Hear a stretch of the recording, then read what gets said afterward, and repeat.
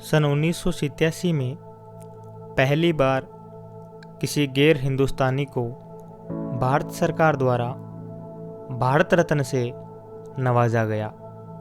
भारत का सर्वोच्च नागरिक सम्मान प्राप्त करने वाले यह शख्स थे खान अब्दुल गफ्फार खान, जिन्हें सीमांत गांधी व बच्चा खान के नाम से भी जाना जाता है।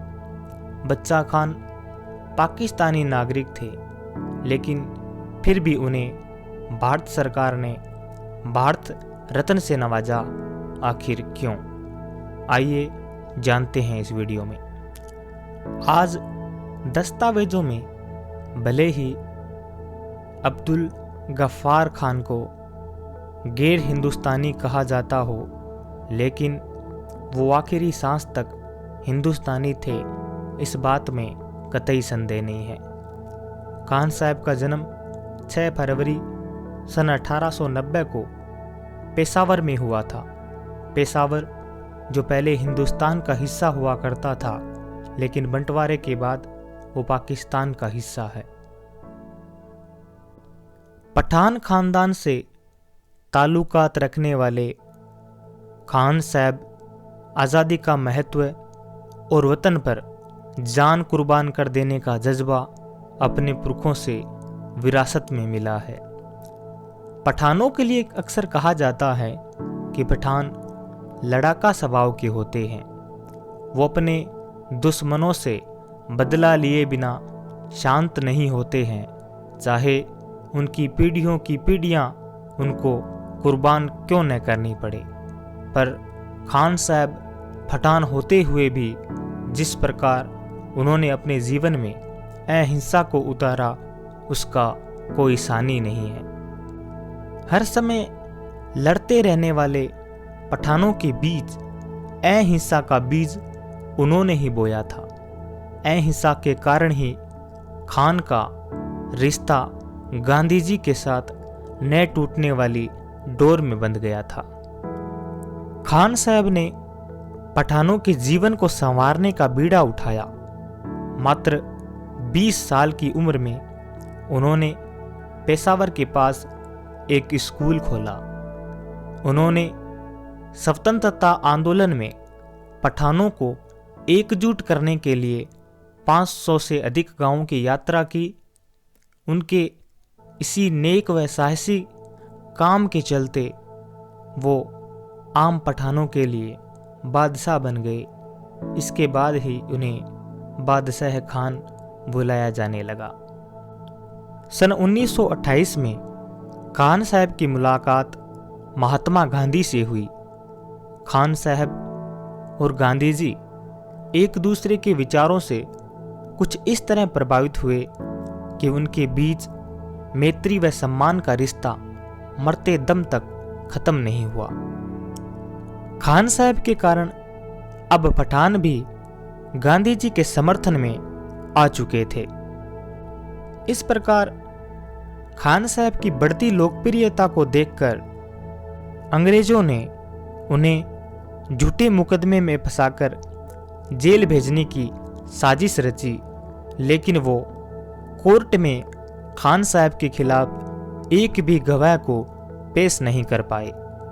सन 1929 में खान साहब व उनके कुछ साथियों ने मिलकर खुदाई खिदमतगार नामक एक संगठन बनाया। इस संगठन का मतलब था ईश्वर की बनाई दुनिया का सेवक। इस संगठन से जुड़कर लोग अहिंसात्मक रूप से भारतीय स्वतंत्रता व एकता के लिए प्रयत्नरत थे। कहते हैं, अंग्रेजों को जितना डर हिंसात्मक आंदोलनों से नहीं होता लगता था, उससे कई गुना ज्यादा डर उन्हें बादशाह खान के इस अहिंसात्मक संगठन से लगता था। इसलिए गांधी जी के नमक सत्याग्रह में भाग लेने पर खान साहब को तुरंत गिरफ्तार कर लिया गया था। इस गिरफ्तारी के विरोध में बहुत लोग पेशावर के किस्सा खवानी बाजार में इकट्ठा हो गए और इस गिरफ्तारी का विरोध किया।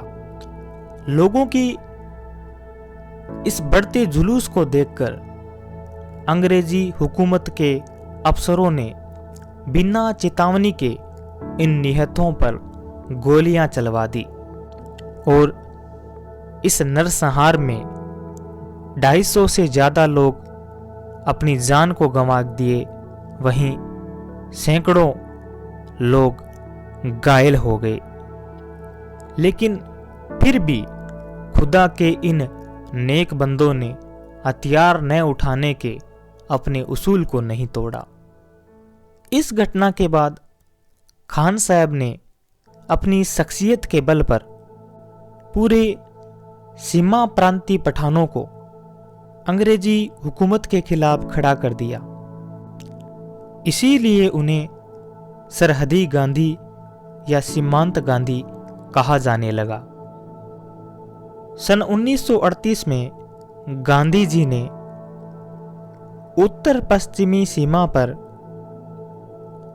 पठान इलाकों का दौरा किया तो खुदाई खिदमतगारों के काम को देखकर काफी प्रभावित हुए एवं 19 नवंबर सन 1938 को तब का प्रमुख अखबार हरिजन में खुदाई खिदमतगार व बादशाह खान शीर्षक नामक एक लेख लिखा, जिसमें तमाम खिदमतगारों की खूब प्रशंसा की गई। भारत की स्वतंत्रता तक खान साहब ने गांधी की परछाई बनकर उनके साथ काम किया। बिहार के दंगों में गांधी जी के साथ खान साहब गली गली घूमे व लोगों को शांत किया। स्वतंत्रता के बाद बादशाह खान बिल्कुल भी बंटवारे के पक्षधर नहीं थे, लेकिन फिर भी बंटवारा हुआ और पठानों को पाकिस्तान का हिस्सा बनना पड़ा। मुल्क भले ही नया हो, लेकिन खान साहब की आवाज हमेशा अन्याय के खिलाफ बुलंद रही।